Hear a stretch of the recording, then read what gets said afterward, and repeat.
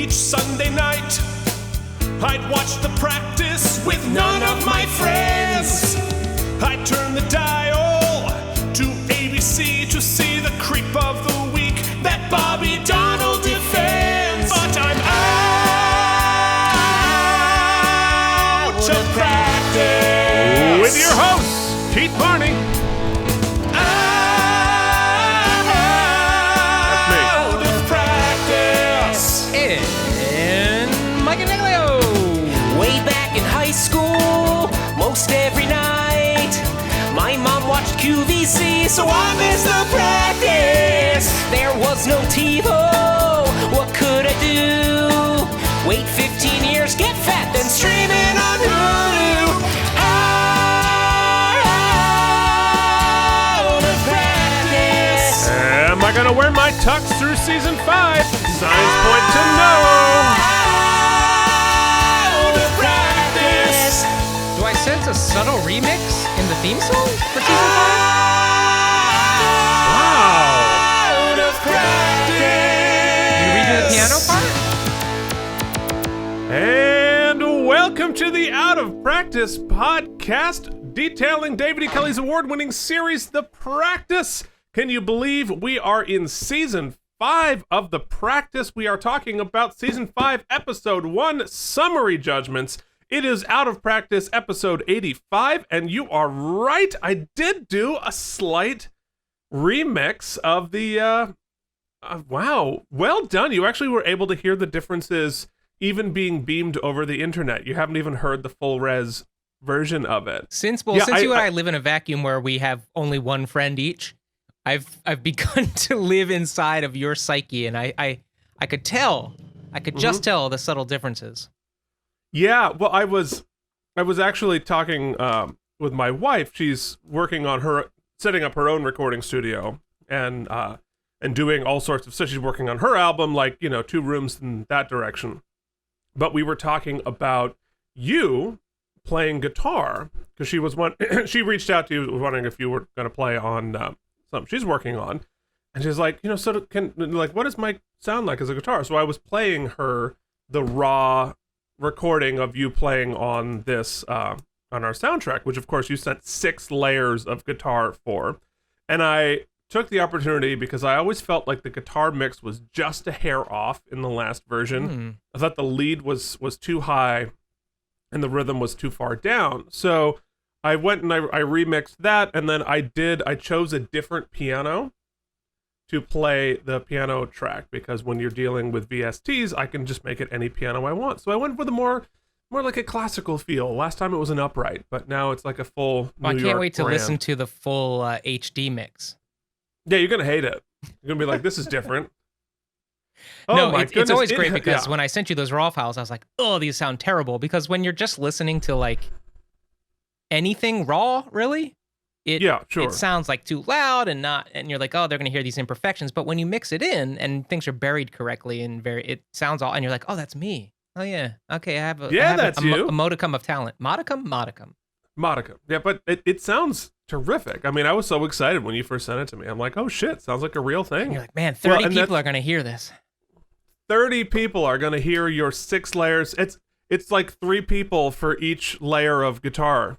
Oh, Keith, before I forget, I want to let you know, CEO Jen was wondering if she was going to get a SAG waiver for her appearance in the last episode.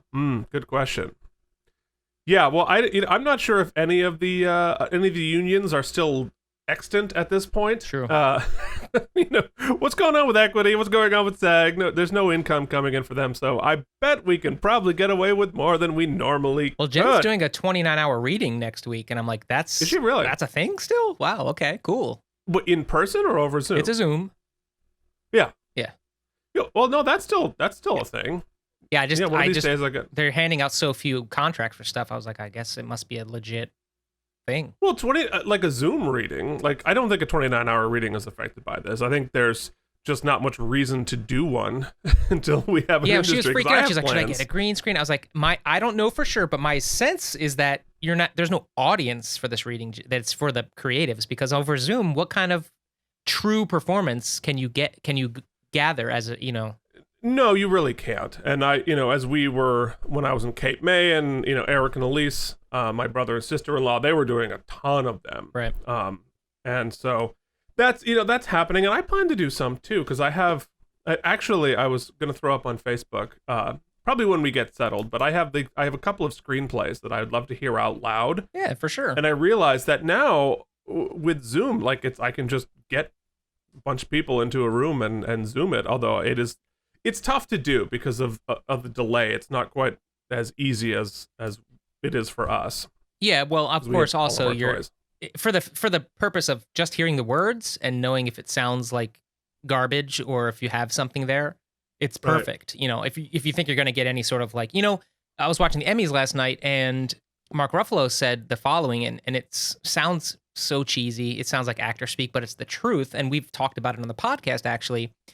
He said, he dedicated his Emmy to the rest of the cast because he says true great performances always happen between actor and actor in the room in the moment. And he's right. You can plan, you can write the greatest thing, but if you don't get two people living in the moment, it's never going to reach its full potential. So it's hard to get that on Zoom, It is. Although it really depends on what your objective is, because you can do chemistry on Zoom. It's what we do every week. Yes. Because Lord knows we don't want to see each other in person. Yes. We have no chemistry in person. But over Zoom, we get a little bit less of each other, and so we're less annoyed by each other. It's perfect. Yeah.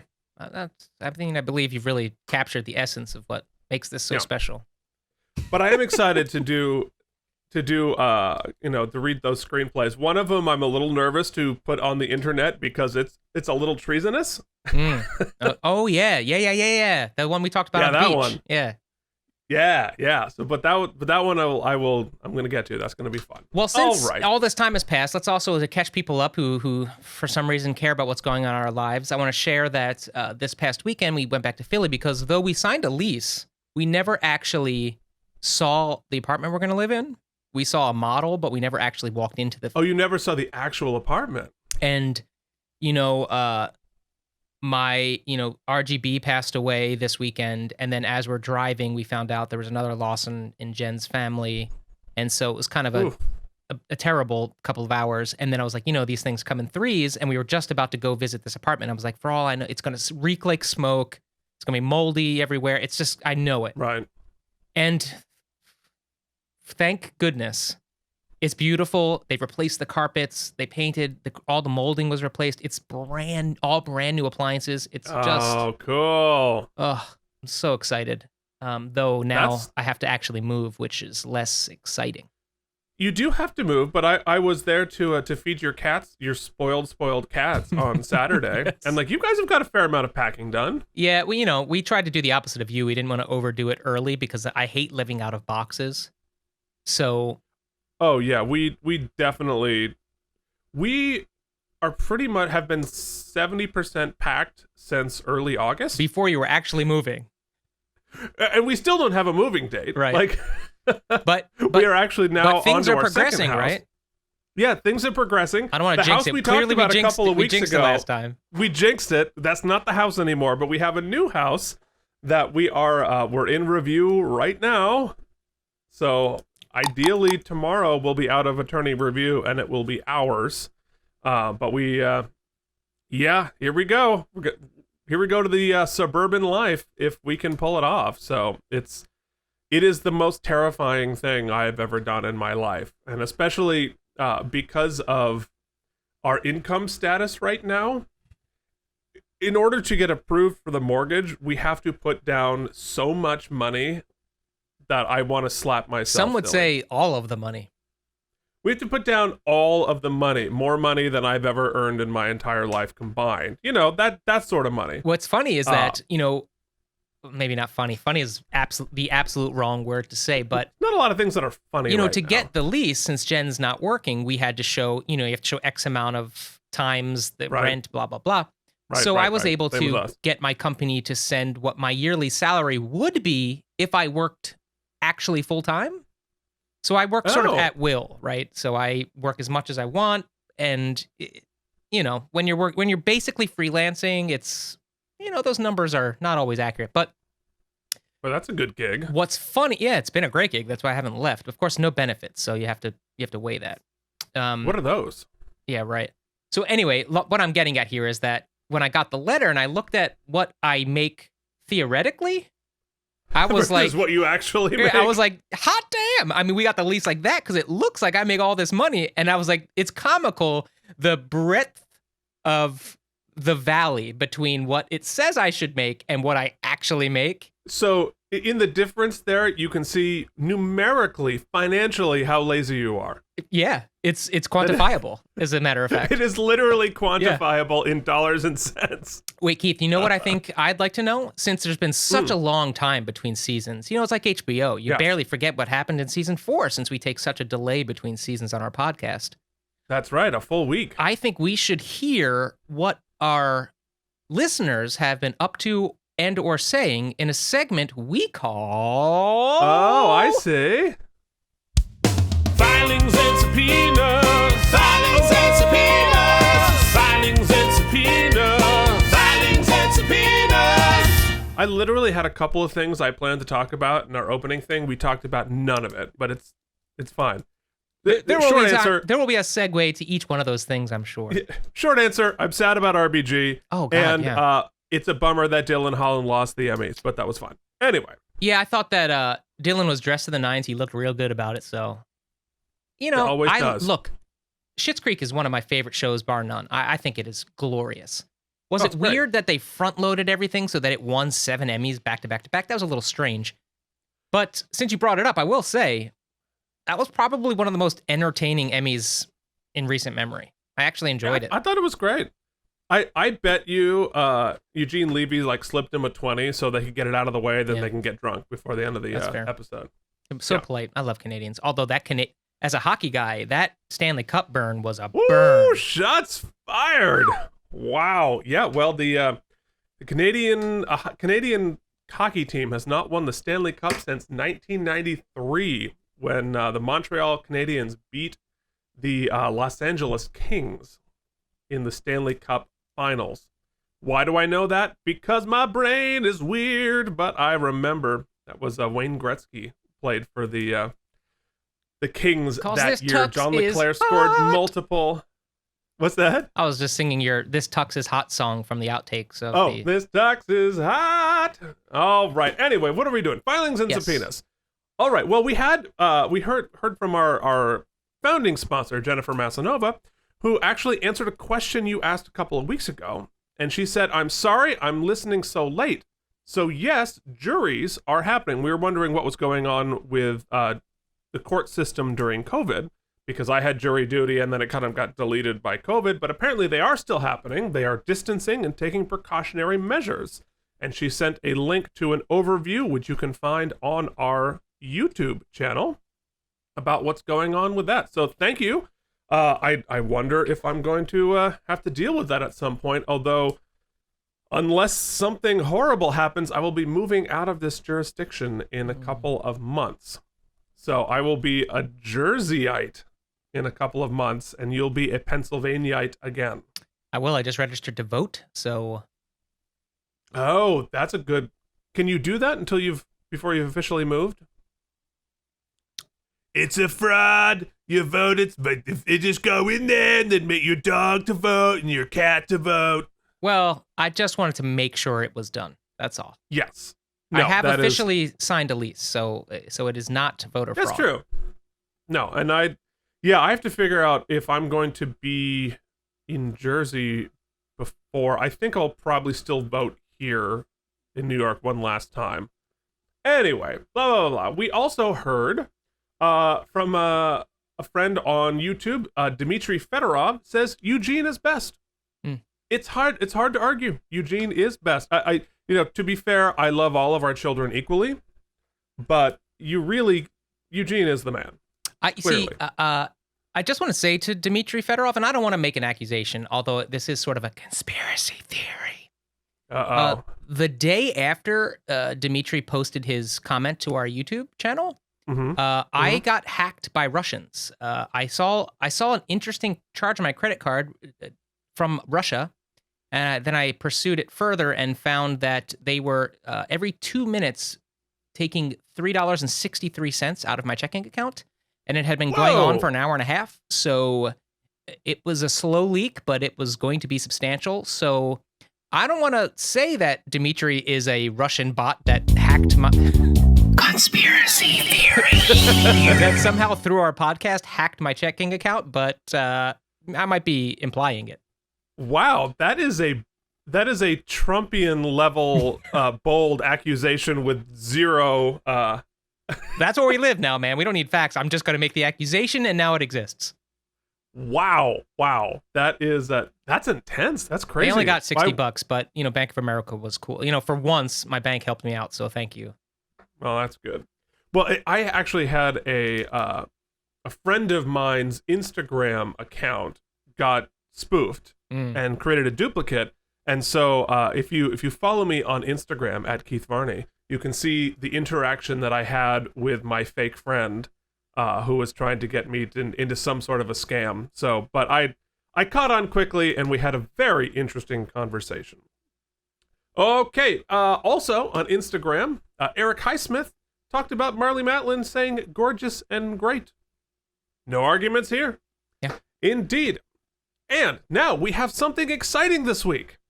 Because we finally, after months of begging, pleading, cajoling, accusing our audience, we finally have a new...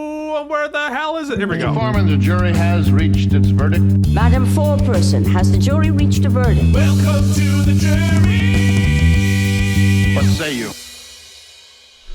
Well, I will tell you who says you. It is Teeners, who wrote, "So cool. I never watched the practice when it was on, but I do love Full House, and we all know Gia is played by Marla Sokoloff. A friend recommended this podcast to me, and it's amazing." A friend. The hosts are so funny. Mike is hilarious, and the way his personality and Keith's mesh is the best. Highly recommend. Now, if you would like to join the jury, and you're not a blood relative of one of our co-hosts, how would they do that? Well, you would question whether Mike's sister's name was Tina and whether she was born in 1983 or not. Both of the answers to those questions are yes. How about that? But you could also do so by leaving a rating or review on Apple Podcasts or any podcast listening service of your choice, and then letting us know that you did so at outofpracticepodcast@gmail.com. Well played. That's usually my speech, and you nailed it. Well done. All right. I did not solicit my sister to do so. In fact, they were driving back from the shore some weeks ago, and they said, "Oh, what's your podcast? We're going to listen to it on the road." So I don't know whether they've actually been listening to it or whether they were just throwing us a bone. But thanks. Yeah, how about that? Well, when she finally catches up to this in 2030, and she's dodging zombies while she's listening to this, thanks. Thanks for the rating. So join our good friends on the jury. All right, you know what? It's time to hop back into the time machine to the season premiere of The Practice Season 5. And this was aired on October 8th, the year 2000. We've gotten through our summer. I am back from Italy. You are back from your amazing World Wrestling fight with your brother. My retirement match, as a matter of fact. Oh, that was it. Well, until we wrestle for season 6. That's true. We did make a promise. We keep our promises here. In fact, yes. I actually started writing the our finale episode. Oh my God, that I don't know that I've been more excited than for that. Yeah, so I have our concept all sort of built out in my head. Are we going to cast it via the internet or just call us some friends, or what do you think? Well, I think we'll probably just call in some friends, but we could probably get some cameos by some of our friends here on the pod. Okay. I'm sure I could definitely write a witness or two for some of our regulars. That would be kind of fun. Oh, that's awesome. And but it's gonna be fun. It's gonna be fun. I'm only like 2 pages in, so we have some work to do yet. But I'm pretty psyched. We're gonna have to get Jackie on the horn. See if we can. Yeah, right. I take it back. Get who? My wife's friend Jackie, who may or may not be featured. Right, yes. Yeah. Yes, that would be. Oh, Emmy Award nominee. I'm do- sure she's got stuff, nothing else to do. You know, she would do like a Law and Order, like cameo. You know, where they always like the cop arrives at your door investigating a murder, and like, I've got no time. Mhm. I've got to wash this bowl. I have no time for this. Yep. Every single episode. It could be like Rosie. You know what I mean? You can use her name that she's in the episode, and then she's in half a scene. Totally. Not even. But you have to cut the scene up. Right. You only film 3 minutes of footage, but you cut it into 8 different sequences. Right. Yeah. So she reaches for a pencil, then we cut back to Eugene. All right. What are we doing? Oh yes, we are doing This Day in the Basement. So we're talking about October 8th, the year 2000. What were you doing in the basement? Well, Keith, I had I don't have a name. a little bit of magic to do. Oh yes, you did. I was performing in the musical Pippin, and I was, performing. It was great. It was actually a great time because sometimes every once in a while in life you're having a down period and you just need your ego stroked. And this was let's say community theater production in the basement of a church. And I was pretty talented in comparison to the majority of the people involved. So wait, so that statement. I think we should pick apart that you can statement parse it, because that was a braggy statement, like I'm awesome. But on the other hand of that, you just shit on everybody who did that show. Not everybody. I said the majority. As you can see, the majority of you are untalented. To the right there is my dear friend Carrie. We actually fell in love during the production here, and we dated for a year and a half or so. Oh, and, showmance. Yes, indeed. And turned out we've ended up being just like really good dear friends subsequently. And my friend Wesley, who I've talked about ad nauseum on the podcast, was also in the production. So, and there was Mike Dees and Becky so-and-so, I can't remember her last name, but all professional actors moving forward. This was sort of a start for many of us. And so there were some great talented people in the show, but, filled in the ensemble with, people who are not professional. So I'm not shitting on them. I'm just saying that it was teasing. Obviously, you're not. Obviously. Stroke to the ego. Not only did I receive a lot because I was playing the principal character, I received a lot of accolades, and my family got to see it, and they were really proud, and so that felt really good, and I made some dear friends, and then I started, this is how I got the music director, actually worked at that Drexel Hill Methodist Church where I told you I had sang for a while, which is what I'll spend my winter doing. And so it was just it was an awesome experience, except this one thing, and this is not a surprise for anyone who's ever been in a community theater production. About 3/4 through the rehearsal process, so we're pretty deep into it now, almost about to open, the director had a screaming match with someone in the cast. I don't remember why, but then he just stormed out and never came back. So no. The last quarter of the show was blocked and directed by just a group effort. We just sort of I think I'll go over here, and it became just this backyard. Wow. Yeah, brain think. It was a miracle that the show went up. But Pippin was what I was doing, and it was a cool fall because of that. And also I met some wonderful people. So, yay. Yeah. No. I mean, I tease you, obviously, because that's what I do. You spent plenty of time doing community theater, yeah. I spent tons of time. In fact, this is what I was doing the summer previous to this. So I was doing my Joseph production. Oh, right. And it's all the same thing. It's really about the people. I mean, there's so much talent out there, and people think that the only talented people are professionals. And the only talented performers are they're on Broadway or whatever. And yes, the people on Broadway are crazy talented, but they're not the only people out there who are talented. I know people who I've done community theater with who are every bit good as the people working here. It's just a different life choice. Yeah, it's another outlet as well, because you think of so many of those people, regardless of their talent, and many of them are very, very talented, but it doesn't matter because, there's a subset of people I'd say probably the majority of people who aren't in love with their career or don't love going to work every day, or their life is humdrum and they've got stress, or whatever it is, or they had dreams of pursuing artistic careers, but then life, children, things get in the way and life takes detours. That's life, baby. And so the fact that these community theater productions aren't really about the end result. It's about this group of people and this outlet, this creative outlet that so many people lose after their like high school, middle school years. They don't play an instrument or they don't have an outlet. And so there's this part of their soul that doesn't get to be expressed. And so many people, this is such a vital part of so many people's lives, which is why, like you said, it's important that we remember that the arts doesn't just exist in the professional realm. We have to support it in schools. We have to support it in park and recs, in communities. It's vital. No, and I think community is exactly the right word, because what you create in these things is an actual community. You create a family on and off stage.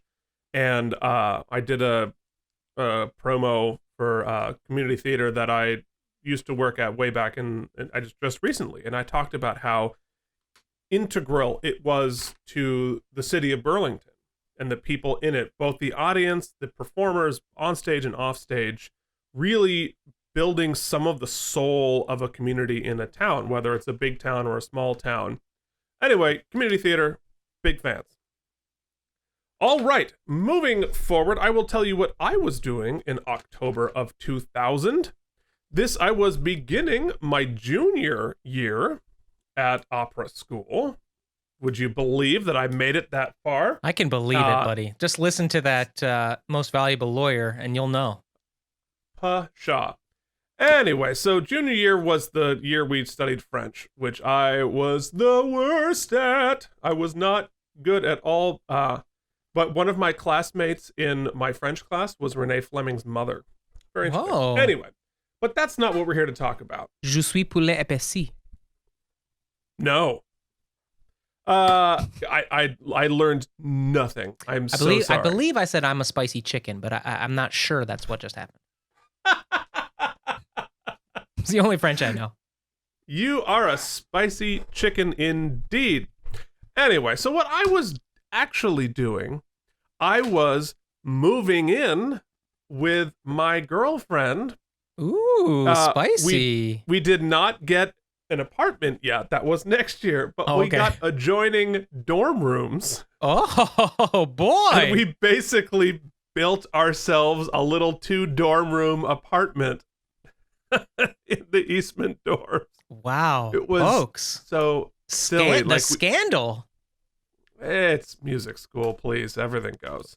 But we made a couch out of 2 desk chairs that we put like a blanket over, and it was the most uncomfortable thing. And we also, and this is the part that gets me, like, this is what you can do when you're 20 and not 40. We slept together in a twin bed all year and shared a twin bed. It was really intense. So, quite the duet there. Well, she was smaller than I was. That was good. But yeah, we literally sort of created our own little cute apartment in the Eastman dorms. So that's what we were doing. I have pictures of it somewhere. I don't know what happened, but we'll get to it at some point. Okay. I'll just blur more of it. So that's what I was doing. And it is now time to talk about... It's time for the Out of Practice Podcast's This Day in the World. The greatest hits, the biggest movies, headlines from Vermont, essential sports updates, and for some inexplicable reason, the weather from 20 years ago. Now back to Keith and Mike. All right, in October 2000, our ears were tuned to...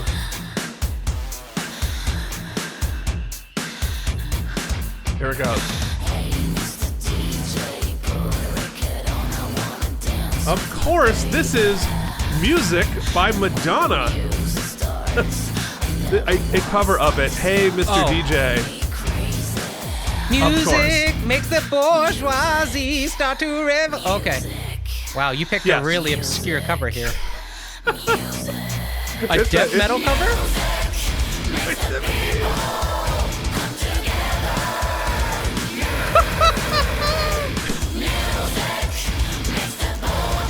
Keith, my neck is too old for this. Oh my God, I'm far too old.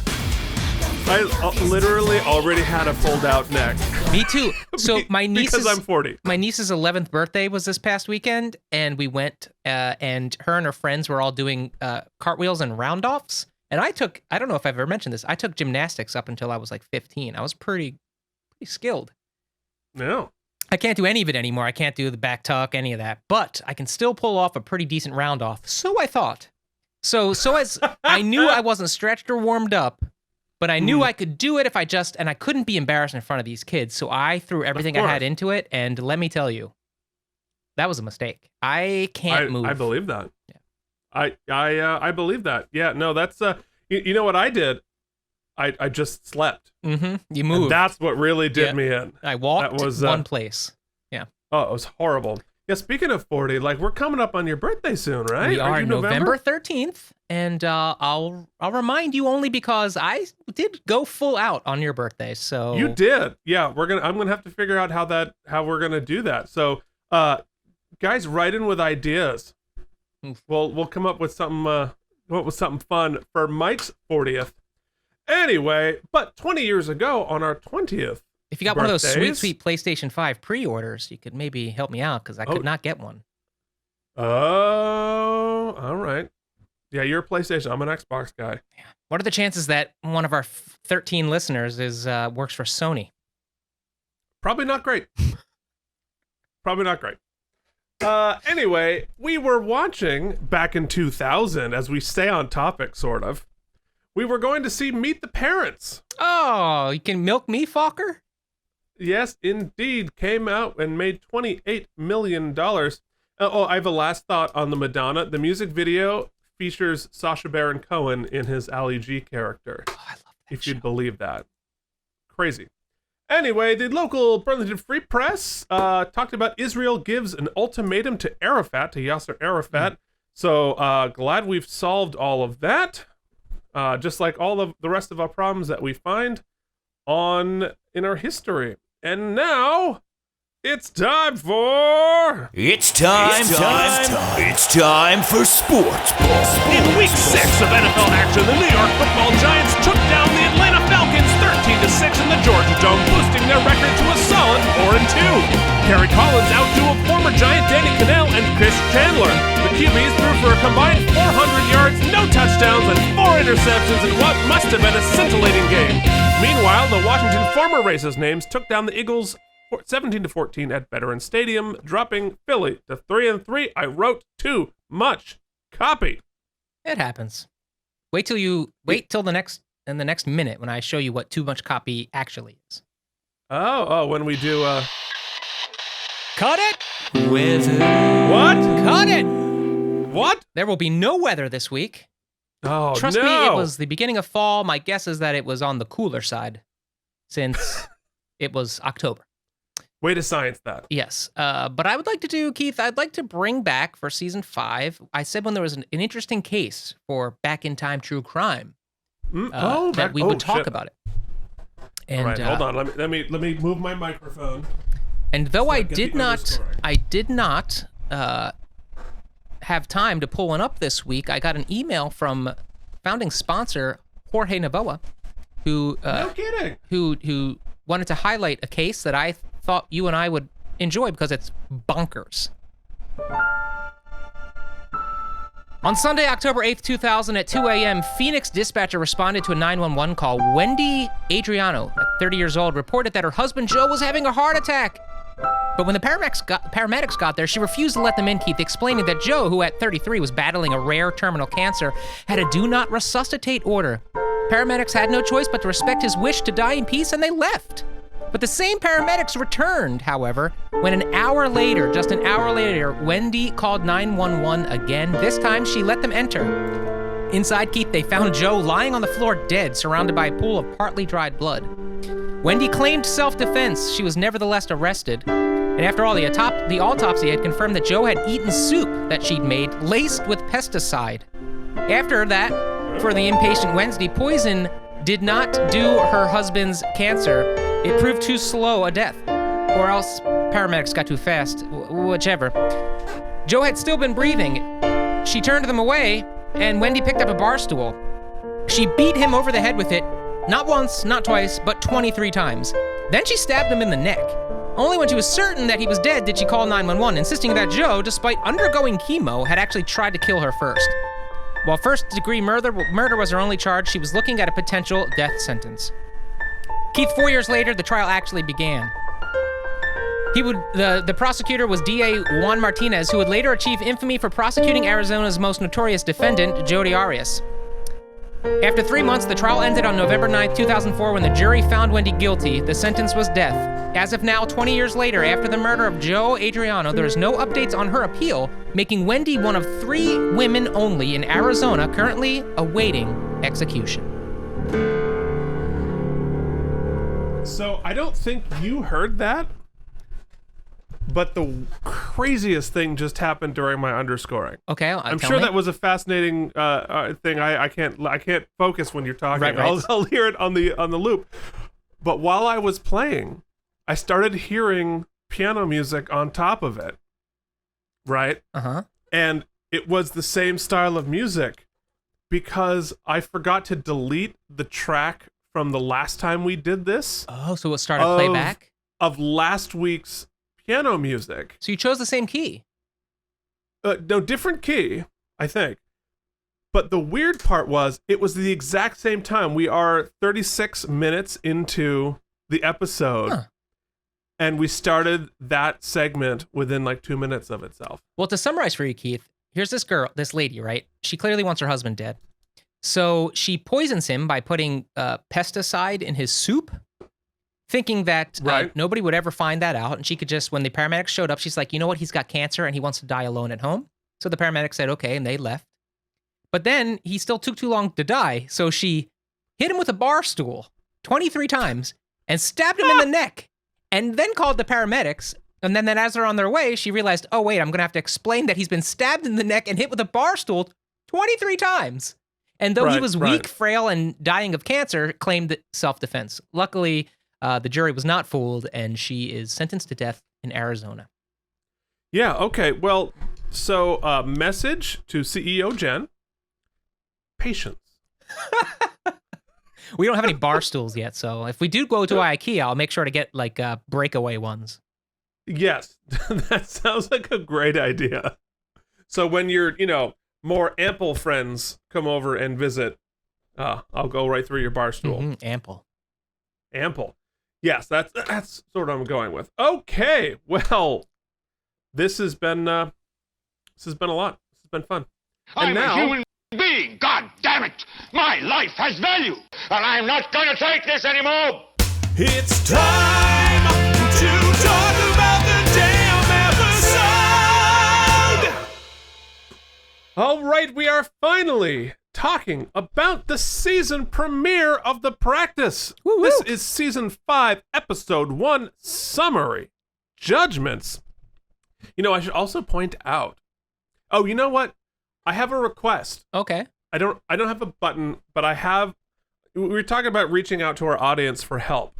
Instead of a PlayStation, I have an actual request for this season of the Out of Practice podcast.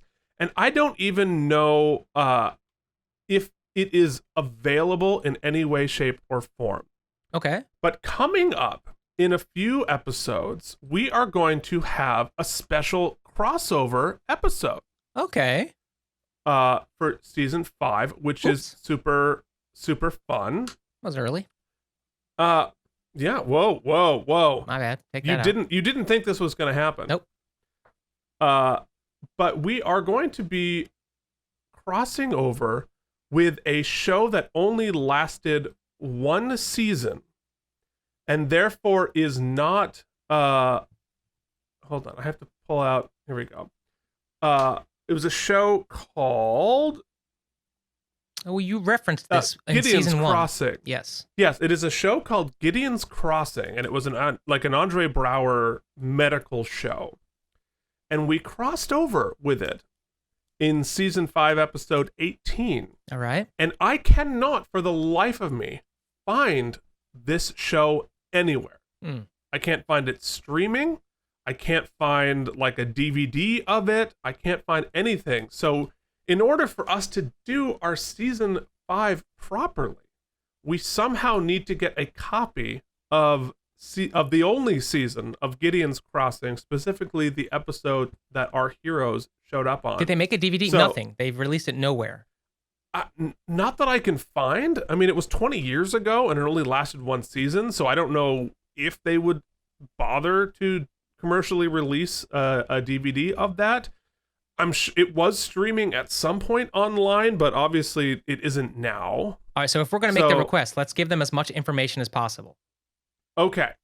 So let me pull up. We are looking for Gideon's Crossing. Hold on, let me get on. It was on ABC in the year 2000. And it had, what is the name of the episode? They were at Flashpoint. It was the episode entitled Flashpoint. It aired on March 12th, 2001. So if anybody has a copy of that episode in any way, shape, or form, email us at outofpracticepodcast@gmail.com. And you will get, we will make you your own Out of Practice, make and ship your own Out of Practice t-shirt. Okay. All right. Only 2 exist right now, so. Only 2 exist, so we will make a 3rd t-shirt that we will send your way.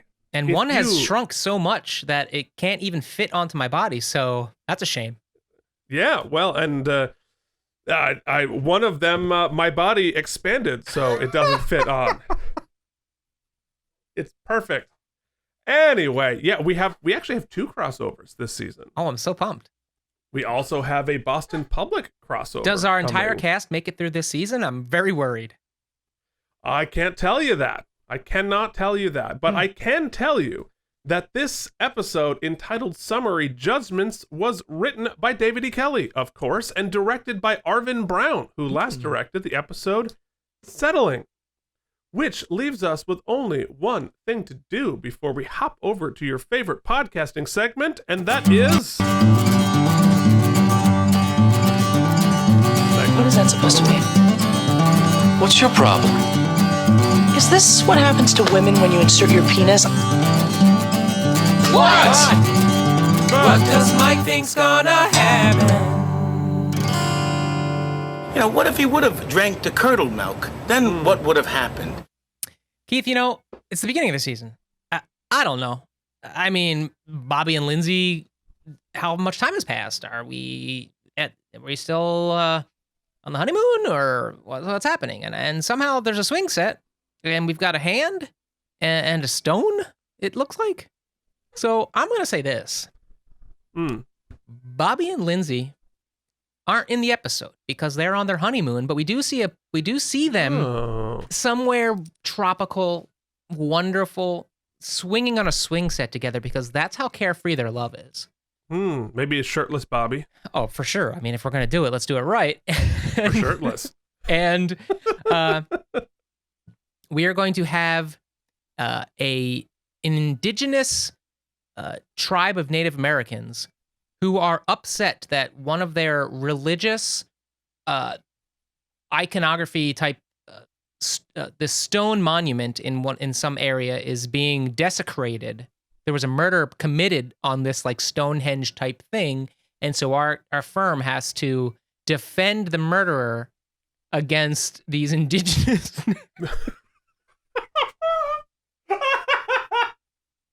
Oh no!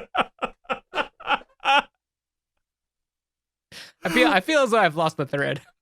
Wow, we. You know what? I declare it now. Season 5 is the season of big swings in the "What Does Mike Think's Gonna Happen" segment. So, at one point, the jury and the cast take a trip to the monument, and they all lay hands on the stone, and that is what I think is gonna happen this week. Wow. Okay. Well, is this the moment I tell you that the stone is actually just Lindsay's knee, and what we have in the background there is the logo and their promo shot? So that's just her hand and her knee in the backdrop of the picture. Wait, so it's not part of the No. Why is it so highlighted then? Why isn't it blacked out like why is the opacity so high?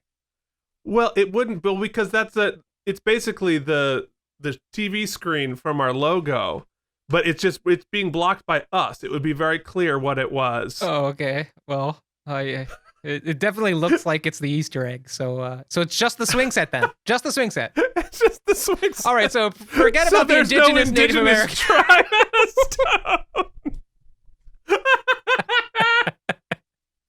Well, we're going to go ahead and watch the episode now, so you can go ahead and click that link. See, now look at the logo there, see? It's just the bottom of the logo. Yep. I'm telling you, you're right. I'm telling you, you gotta opacity out that more, or whatever the verb of that is. Click the QR code, jump to the episode, listen to us talk about the indigenous tribe and their Stonehenge. And Stonehenge. We know they don't have the budget to go to any sort of location, so I don't even know what I'm talking about. Oh my God. And we'll be back after this episode of The Practice. Wow. Okay. Wow. Okay. It's the season premiere of The Practice, and it is now time for everyone's favorite segment. Mike has 30 seconds to remember what just happened on the show. We're back, and so is Helen's conscience. We have a case where she feels bad because Richard Bay made the client lie. I'm losing time. But it turns out that Bobby also made his client not testify. So guess what? He lost. Richard Bay and the liars won anyway, and Helen feels a way about it. Also, the slide poisoned some kids, and now we're suing the EPA. And guess what? We're sliding our way into trial for the next episode. Oh my God, I pulled it out somehow. You did pretty well, because this was like Helen regrew her conscience. Like, when did she ever have one? That's a good point. This is new, but that you did pretty good. That was a pretty good recap of the episode. Well, thanks, man. I do appreciate that. Yeah, well, we all come here just for affirmation. Speaking of affirmation, it's time for... Ladies and gentlemen, the Out of Practice podcast, in unofficial, unsolicited, unfactual association with David E. Kelly Productions, proudly present... Oopsie! The Oopsies! Celebrating excellence in acting good, lawyering good, guesting good, and being Tom Brady. Not to mention, this is where we rate the episode and stuff. Now, here are your hosts, Keith and Mike! What the hell are the Oopsies?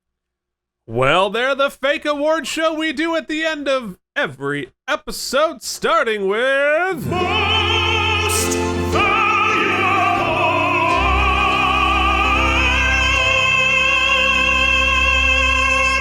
Now do it in French, Keith. That's the best the French I can do. That's not bad, although what the hell what is this visual? No consonants. Oh, look, at least season 5 hasn't upped the quality in any way, shape, or form. No. We are not better. We will never be better. We're going to get all the way through Boston Legal and still be terrible. But you know who wasn't terrible? This week's Most Valuable Lawyer. That's true. As set up by you. Yes, well, there's two ways we can look at this here, and I think it's important that we discuss both, because I think it's possible we could award this to Richard Bay. He definitely might have been a little outside the ethical bounds, but he did so within his comfort zone, that he feels comfortable that they didn't do anything illegal. Helen said it herself, they're covered legally. And he won the case because of his coaching, or let's say preparation of his client. So I think that he is definitely a nominee. However, once again, Ellenor takes a case that is a huge swing, huge, against the EPA. She can't even sue the manufacturer. The judge himself said that this is usually outside the purview of who they could sue. However, she's able to get the summary judgment set aside and send it to trial. And so I think, because I'm a moral and just person, Keith, I'm not going to take the bullshit of Richard Bay. I'm going to say that the most valuable lawyer for me thus far, and she usually wins her cases that span multiple episodes, Ellenor Front. Yeah, no, I think you're right. Bay was certainly an effective lawyer.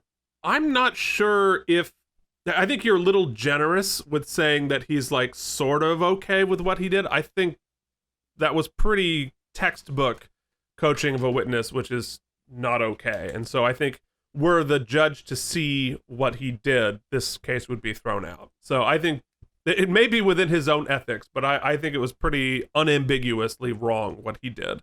That said, clearly effective. He got the conviction. But I think I'm with you. I think Ellenor, again, took the big swing, was able to make the argument. It's tough to go up against the EPA. So, yeah, I think it's Ellenor. I think she starts off season 5 as strongly as she finished season 4. Congratulations, Ellenor, on your fake award. It's now time for... Already famous cause you've been on TV, getting a paycheck, or the first entry on your IMDb. Way to go, but you're the best guest actor. You are the best guest actor. You are the best guest actor on the episode.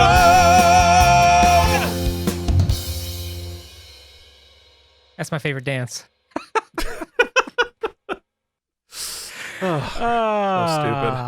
I just asked his name, and I've forgotten it already. You're looking for Steve Rankin. Steve Rankin. I'll cut to the chase. He's my winner for Best Guest Actor, though there were so many guest actors that we could talk about. Many scenes were chewed. Some of the scenery was chewed. Even our new set was chewed. But I liked every scene this man was in, and I thought he played both anger and contrition very, very well. Yeah, I mean, I have considered giving it to his wife, Lucinda Jenny, who had a really good, single tear right at the cut, which is odd that they would cut right as it drops. But I think, I think Steve Rankin just was given more to do, and so sometimes that just gets you an oopsie. But he did a great job, so congratulations, Steve Rankin, on your fake award for the season premiere of The Practice, which means it's time for... You killed your podiatrist or blew the case, but you let a single tear run down your face. You're the best actor on the show. Wow. For a change, this one's very difficult. We've been just handing oopsies to Cameron over and over again for weeks now. And now there's some competition. She is uniformly excellent in this episode, playing more of a somber Ellenor, but she does get that front fire back for the back half of the episode. Front fire, yes. Kelly Williams, an excellent performance in a sort of secondary role. Bobby, fiery Bobby, almost Bobby McRambo level intensity shows back up. Steve Harris does what Steve Harris do. He plays a combative Eugene in the cross-examination there. He does. Jimmy, unfortunately, not a nominee this week as he popped in for half a scene. And Marla and Rebecca and Lisa Gay, not even in the episode. So don't think we don't notice that. We noticed. Oh, we clock it. So I'm actually going to go and... I'm going to be wrong. I'm going to right a wrong. You're going to wrong the right. I'm going to right a wrong, even though it wasn't really wrong. Listen, our boy Dylan, he lost the Emmy last night to Eugene Levy, who was quite deserving. Definitely did not. What's that? He definitely did not. They're just different category. Oh, he was right. Best. Eugene Levy was the best actor in a comedy, and Dylan was best supporting actor in a miniseries. Okay, but he lost. That's he did lose. So yes. I'm gonna let him whip out his big old dick anyway, and award him today's best actor. Oopsie. Okay, interesting. All right. Yeah, I mean, I think that he did very well. I think you could also make a pretty good argument for Steve Harris for his cross. But I'm gonna go in a different direction, and I'm going to give it to Lara Flynn Boyle, and I'm going to do it for one reason, because of her nonverbal acting in this episode. There was a couple of times during the cross-examination, or even her own questioning of the victim's brother, where we were able to see on her face the, oh shit, he's lying, I've fucked up, but without giving it away so much that the jury would see it. But we, as the audience, being this close to her face, were able to see it. And I thought that was some really excellent, subtle, nonverbal acting from Lara Flynn Boyle. So that's what I'm going with. So we have a splitsies with Dylan McDermott and Lara Flynn Boyle for this week's Best Actor. Which takes us... Ooh, I'm getting a call from work. I'm not answering it. I'm not at work right now. All right. It is time for... The Tom Brady Award for being Tom Brady. You may not know it, guys, but this is a shit show of an episode for me personally. Yeah, it's not going great, and I'm making it worse because I have a meeting for work right after this, and so I'm making Keith edit the audio, which is not going to be fun. It's going to be awful. I only have 2 more meetings today myself. I know, and then I got to do like a late night get something for YouTube because, God damn it, we're not going late on the first episode of season 5. I should probably eat something and also run today too, but let's see. Anyway, what are we talking about? Oh yes, there's nothing to pitch to because it's episode 1, so we're gonna start the season like we should. And give the Tom Brady Award for being Tom Brady to Tom Brady playing on a poisonous swing set, Tom Brady. Poisonous swing set, Tom Brady. Congratulations, poisonous swing set, Tom Brady. Always Tom Brady, also, good congratulations for your first win of the year, you and the Tampa Bay. That's true, which I would like Buccaneers. to point out for those playing at home, and Lord knows people are paying very close attention to our fantasy league. You did not even play Tom Brady this week. No, he shat the bed hard last week, so I put Aaron Rodgers in, and it doesn't matter. My team is bad. So not as bad as mine. And we're both bad. Terrible. But shocker to no one, our teams are bad. Yes. But shocker to everyone, we're going to move on to... Ladies and gentlemen, it is time to announce how many spare tires this episode gets. Well, just like Hulu... It's a new season, and maybe it's got HD spare tires, but I couldn't see them. That analogy really didn't. I thought maybe I could work it, but it really didn't do Mike well. needs a sandwich, and so does Keith. It was okay. I was so fired up last season. We gave like all the spare tires to season 4, and season 5 started sort of like a wet fart. It was like, I mean. It had some, I don't know, I can't make a fart analogy. I'm lost there too. I like the potential for the next episode. Toxic leakage happening. Yeah, I like the potential where we could go for the settlement case. But I thought the A case was a little weak, if I'm being honest. We got some great performances out of it, but like you said, there's a just gaping plot hole with And also, I feel a little let down. Like if we're gonna do the whole thing that it's about, about the things we talked about. I'm just kind of saying word salad right now.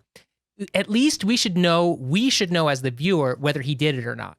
That way, it gives a little gravitas to how it all played out. The loss, right? Yeah. The loss means more if we know for sure he didn't do it. Like Marley, per se. Yeah. And well, the lie, she did do it, but we were on her side anyway. Right. Though the lie, even that, like he lied, he committed perjury. That's more about the lawyers though, who coached him. But we don't know if that lie actually was effective. I mean, it was effective in him losing.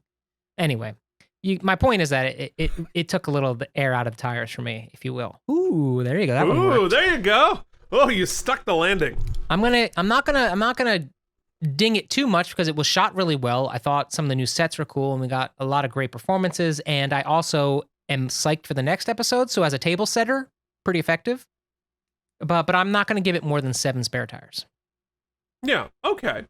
Yeah. I think you said it exactly right there. This feels like a table setter. I didn't say it right. No, you said it terribly. But yeah. But at the end, the point you made that it's a table setter, I think is exactly right. I think it's just laying a lot of groundwork for future episodes here. But you're right. As a season opener, it feels a little exposition-y. It really didn't start out in the very exciting fashion. It sort of set up what might be exciting later, but it was a little bit like eating your vegetables as an episode. So yeah, I'm with you. I think as a result of that, I am compelled. I actually liked the cases, just not necessarily the execution of them. And I think that, I mean, the plot hole you could run tires through, I have a lot of questions about. Also, don't you think for a season premiere, you should see the whole cast, and we should at least maybe talk about, like, what did we do this summer? Like, nothing about the wedding, like, nothing about they didn't do this summer in the basement at all? Yeah, come on. What the hell? Well, all right, so I'm going to give it 6.75 spare tires and be very curious what happens next. All right. You have suffered through a pretty underwhelming episode of both the Practice and the Out of Practice podcast. If you would like to tell us how underwhelming we were, you can find us at Out of Practice on Facebook and Instagram. You can email us at outofpracticepodcast@gmail.com. You can go to our blog at outofpracticepodcast.blogspot.com. Please join the jury by leaving a rating and review. The Out of Practice podcast is brought to you by generous donations from Leanne Wrights, Cloud Lover 69, Jorge Navoa, and Jennifer Masanova. If you would like to join them as donors and founding sponsors, you can do so by leaving us a monthly donation or a one-time donation using the links provided in the show notes this week and every week. Also, you can help us out by letting a friend know about the podcast. We've got a great group of listeners. We'd love to have more. Or, you know what? If they've never watched The Practice before, just tell them you know these two funny guys who talk a lot of bullshit and make you laugh. I'm sure they'll be happy to jump in and waste 85 hours of their life. Keith, I'll close with this. If you ever get bored and when quarantine's over, let's go over to the playground. You can boost me up onto the swing set and I'll slide down into poison. And if that doesn't kill me, just shoot me with some laser sounds. Laser sounds. Wish me luck putting this together.